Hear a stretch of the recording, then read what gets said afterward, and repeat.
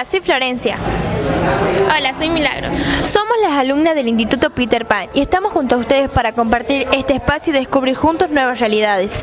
En Peter Pan TV construiremos en equipos un presente cargado de ideas, aprendizajes, experiencias enriquecedoras y valores que nos aporten para mejorar nuestro presente y forjar nuestro futuro. Hoy queremos recordar un poquito más sobre el Día de la Memoria. Desterrando el destierro. A lo largo de la historia argentina, a partir de 1930, alternaron gobiernos democráticos, elegidos por el pueblo, con otros gobiernos llamados de facto o dictaduras. Esto significa que un grupo de personas decidieron tomar el poder convirtiéndose en gobierno por uso de la fuerza. Las sucesivas dictaduras cívico-militares que se dieron a lo largo del siglo XX fueron cada vez más violentas en sus prácticas represivas de las libertades y los derechos civiles del pueblo.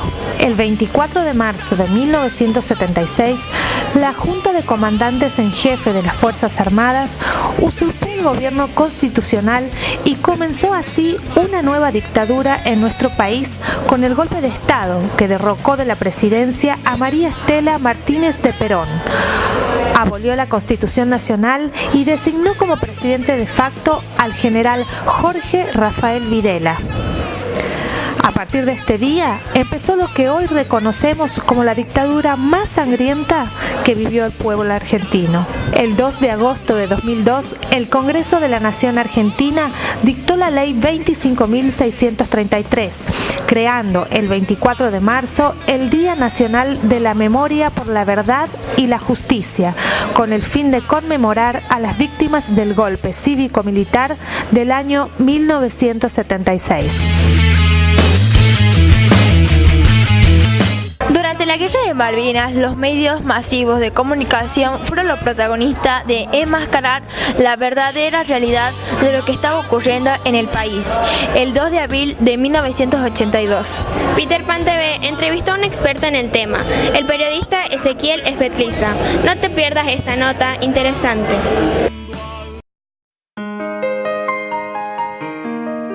¿Cómo informó la prensa durante la Guerra de las Malvinas?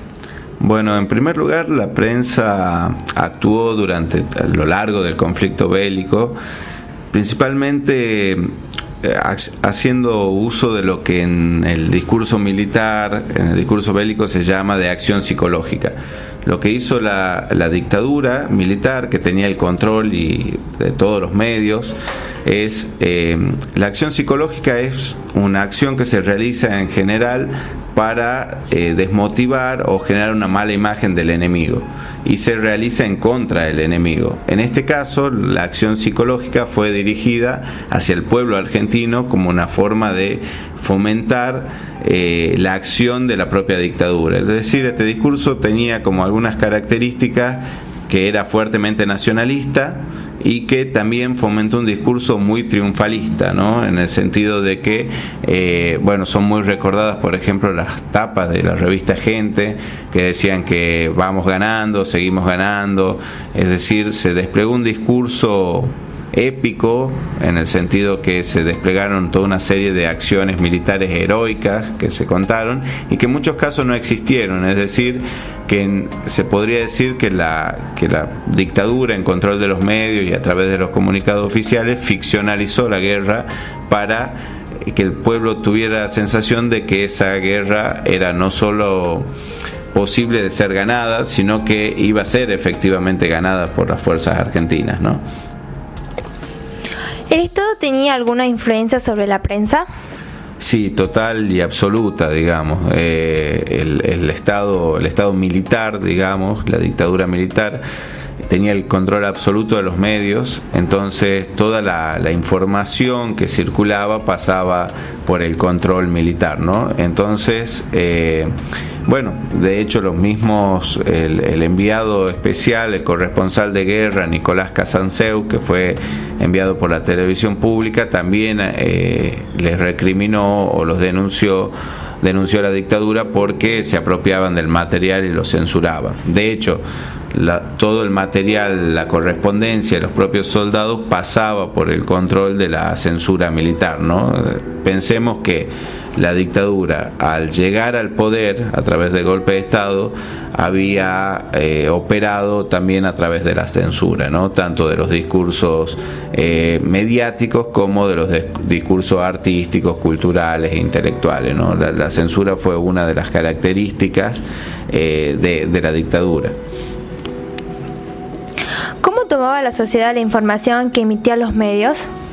Y bueno, en primer lugar, la sociedad, digamos, recibió ese clima de triunfalismo que le transmitían los medios, ¿no? Esa idea de que la guerra iba a ser ganada, que era una idea que se alejaba bastante de la realidad objetiva, porque si se piensa objetivamente desde el punto de vista militar, las tropas inglesas eran muy superiores, ¿no? Entonces, lo que hizo el Estado y los medios principalmente fue construir esa idea de un David representado por las fuerzas argentinas que podía vencer ese Goliat que eran las fuerzas inglesas, ¿no?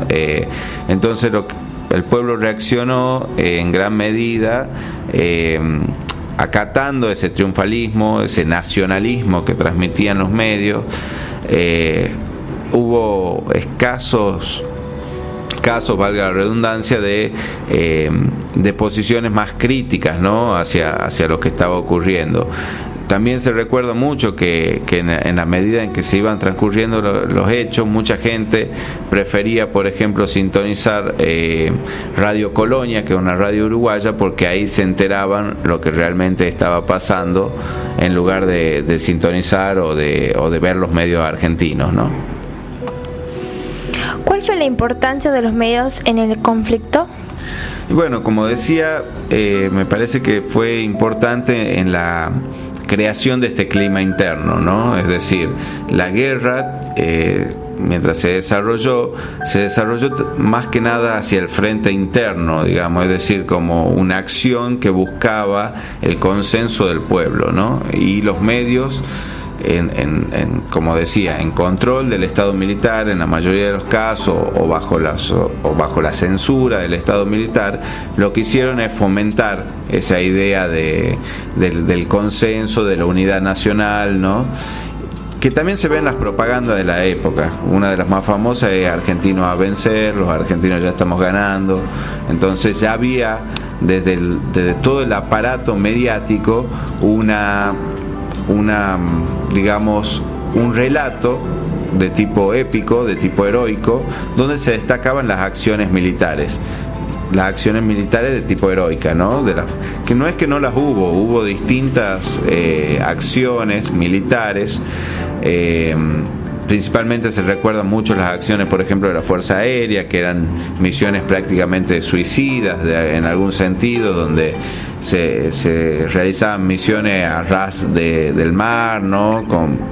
Con gran valentía y heroísmo, pero lo que hizo el Estado también es difundir muchas misiones, muchos relatos de este tipo que no existieron, digamos, que fueron directamente una ficción o una mentira. Un caso emblemático son las acciones, por ejemplo, de los aviones Pucará.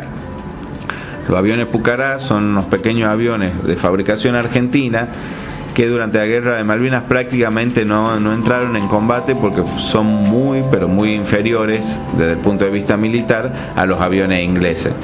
Sin embargo, por ejemplo, la revista Gente fomentó un par de relatos heroicos protagonizados por estos pequeños aviones. Relatos que no existieron, digamos, porque en los hechos, esos pilotos que se enfrentaban y que hundían barcos ingleses y que atacaban barcos ingleses, en realidad no habían participado de esas misiones, ¿no? Por último, ¿qué fue para vos lo más revelante de la actuación de los medios? Y bueno, los medios tuvieron un rol determinante en la creación de esta atmósfera, ¿no? Social, triunfalista, nacionalista, ¿no? Muy arraigada esta idea de que si quieren venir, que vengan, en el discurso oficial, ¿no? Del presidente. Yo creo que los medios hicieron creer a la sociedad de que esa guerra no solo que era posible de ser ganada, sino que Argentina efectivamente la iba a ganar, ¿no? Entonces, cuando se dio la derrota, cuando cuando se terminó la guerra, ¿no? La gente se sintió claramente engañada, ¿no? Porque creía, siguiendo el relato de los medios, que todo indicaba que la guerra iba a ser ganada por las fuerzas argentinas, ¿no? Entonces me parece que en ese sentido los medios confundieron a la gente, le hicieron, de hecho esta es una de las críticas que se le hace también en el informe Rattenbach a la dictadura militar, a la tercera junta militar, que es la que condujo la guerra, ¿no? ¿Por qué? Porque ante este clima que se generó, este clima social que había en Argentina respecto a las acciones bélicas, fue imposible para la misma dictadura una maniobra diplomática. Es decir, ante el asentimiento de todo el pueblo y el apoyo de todo el pueblo a la recuperación de las islas, la dictadura se vio entre la espada y la pared. Es decir, ese fue un punto de inflexión que terminó desencadenando la guerra. Digamos, la dictadura no pensaba que la recuperación de las islas desencadenaría una guerra, ¿no? Es decir, ellos nunca previeron la guerra, y sin embargo este clima triunfalista, nacionalista, de unidad nacional, etcétera, etcétera, que se creó a raíz de la recuperación de las islas, que fue en gran medida fomentado por los principales medios, lo puso en ese jaque, ¿no? Es decir, no podía volver atrás en su decisión de recuperar definitivamente las islas, ¿no? Muchísimas gracias por habernos recibido y por habernos ayudado un montón. Muchas gracias a ustedes por la difusión y por el trabajo que hacen, ¿no? de indagar en estas cuestiones que son esenciales para entender el pasado reciente del país. Muchísimas gracias.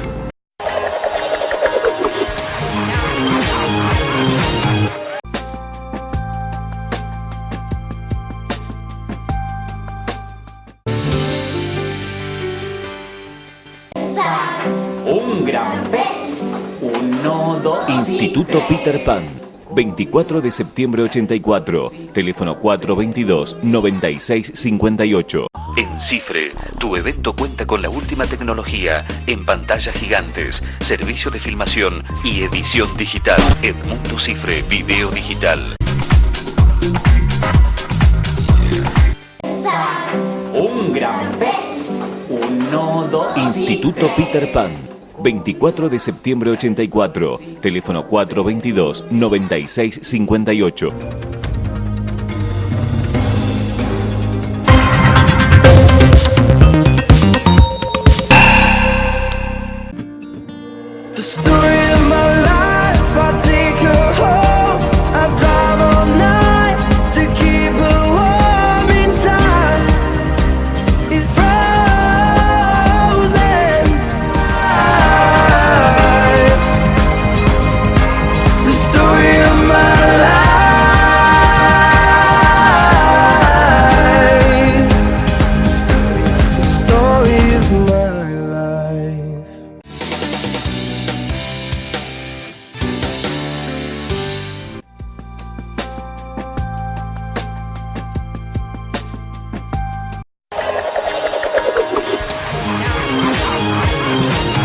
Buenos días.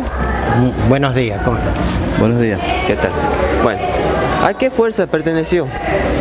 Yo pertenecí a la Armada Argentina, a la agrupación de buzo táctico que tiene asiento en la base naval Mar del Plata. ¿De dónde partió y a qué edad?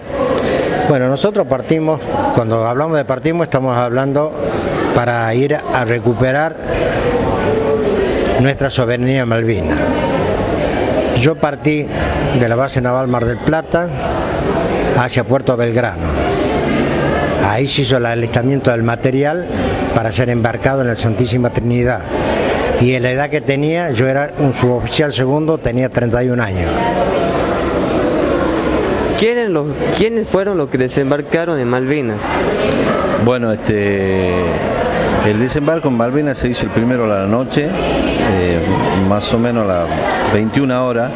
Desembarcaron tropas especiales, buzos tácticos y comandos anfibios. fue una operación realizada por todo personal, concurso realizado, tropa de élite, muy bien preparado, porque en realidad lo que llevaron a cabo fue una especie de golpe de mano, sin que el enemigo supiese dónde estaban y cómo llegaban al lugar de conquistar la casa del gobernador y el cuartel de los Royal Marines. Bien. ¿Quién fue Pedro Giachino? El señor capitán don Pedro Giachino fue un marino, comando anfibio y un oficial que tuvo un brillante desempeño en la toma de la casa del gobernador. Nosotros, para hablar del capitán Giachino, tendríamos que estar hablando de un prócer argentino. Fue el primer caído que tuvimos en Malvinas. Este oficial nació en Mendoza, hizo la carrera naval desde muy joven, y cuando nos encontramos en Malvinas ya era un capitán con una vasta experiencia como comando anfibio. Fue el que comandó la patrulla que tomó la casa del gobernador. ¿Quién fue la persona que tuvo el honor de bajar la bandera inglesa e izar la argentina? Bueno, si bien la rendición la llevaron a cabo los buzos tácticos y los comandos anfibios, el izamiento de la bandera del pabellón argentino lo realizó el contraalmirante Busser, que estaba a cargo, infante de marina, que estuvo a cargo de la operación Rosario. Bien. Ahí podríamos explayarnos un poquito, porque la historia conoce el izamiento de la bandera en Puerto Argentino, pero el primer pabellón que fue arriado en el cuartel de los Royal Marines, y fue a la hora entre las 5:45 y 6:30 de la mañana. Y ahí se hizo, en el cuartel de los Royal Marines, también se hizo el pabellón nacional. ¿Estábamos preparados realmente para la guerra? Yo creo que todo soldado que abraza las armas está preparándose para un conflicto. Yo creo que el soldado es el que menos quiere la guerra, pero está preparado para afrontarla. Estoy hablando de soldados profesionales como somos nosotros. Nosotros pertenecemos a la agrupación de buzo táctico y a los comandos anfibios. Nosotros no llevamos soldados con cripto, éramos todo personal de suboficiales y oficiales que operamos y trabajamos en la isla Malvinas en los combates que nos tocó participar. Bien. ¿Cuánto tiempo duró el conflicto? El conflicto duró 77 días, pero hay que destacar que en esos 77 días se realizaron muchos tipos de combate. Es largo de explicarlo, pero más o menos rápidamente voy a explicar. Las tropas especiales que comentaba el oficial Cardillo hicieron un tipo de combate en la isla, y después las tropas de ejército realizaron otro tipo de combate de la defensa de la isla, como también los infantes de marina, el batallón 5 y otras unidades que estuvieron allá. Y a la vez se realizaron operaciones de ataque aéreo que tuvieron mucho éxito, que hundieron bastantes buques de los ingleses. ¿Qué destacaría usted de las experiencias vividas en aquel momento? Aquí sería una pregunta más hacia los dos que puedan responder. Bien, la experiencia vivida en el momento del conflicto, de la acción, y es una experiencia netamente militar, netamente de acción militar. Ahora, con el tiempo transcurrido, en la cual ya a la hija que dejaba en una cuna ya es una señora que me da nietos, las experiencias son totalmente distintas. Yo creo que la experiencia del soldado en el combate es una experiencia que únicamente lo puede relatar la persona que combatió, y lo puede entender otro combatiente. Nosotros no somos una máquina preparada para matar. El soldado es una máquina, o es un soldado preparado, es un hombre preparado para neutralizar al enemigo. Así que las experiencias vividas como soldado para mí fueron muy ricas. Aprendí lo que era el dolor, aprendí lo que era el sacrificio, tuve experiencia de lo que era el miedo, tuve experiencia de lo que era sobreponerme a la incertidumbre Y el que diga que el miedo es una mala palabra, yo les digo que el miedo es un sentido humano que hace que todo nuestro sentido esté en alerta para poder concretar con el máximo de rigor y con éxito una misión. No podemos llegar a trabajar totalmente sin ciertos sentimientos humanos porque sería totalmente descontrolado el tema. Nosotros somos soldados profesionales, nosotros tenemos el control de la acción y la experiencia que me deja es esa, tener una experiencia más en combate. Y como ya hombre grande, padre y abuelo, ahora lo que me deja es la satisfacción de estar con mi familia y agradecerle a Dios nuestro Señor que me haya permitido estar acá de vuelta y poder disfrutar de esto, de mi nieto, de mi familia, de ustedes, alumnos que me están haciendo un reportaje, porque somos parte de una sociedad. Bien. ¿Qué me puede decir usted? Bueno, mi situación es muy particular porque yo en el desembarco tenía apenas 19 años.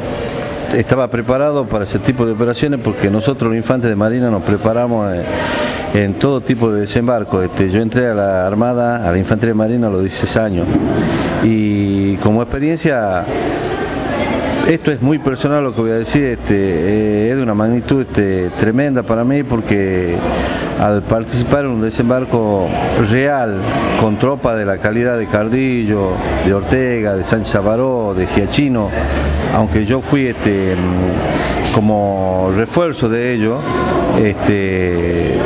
como tucumano me siento muy orgulloso y la experiencia es muy buena.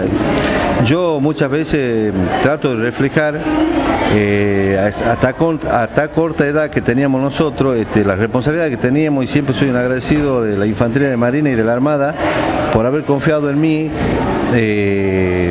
tanta responsabilidad, y bueno, creo que cumplimos la expectativa que teníamos. Y creo que trato de volcar eso en mis hijos y en ustedes, en la juventud, para que en un futuro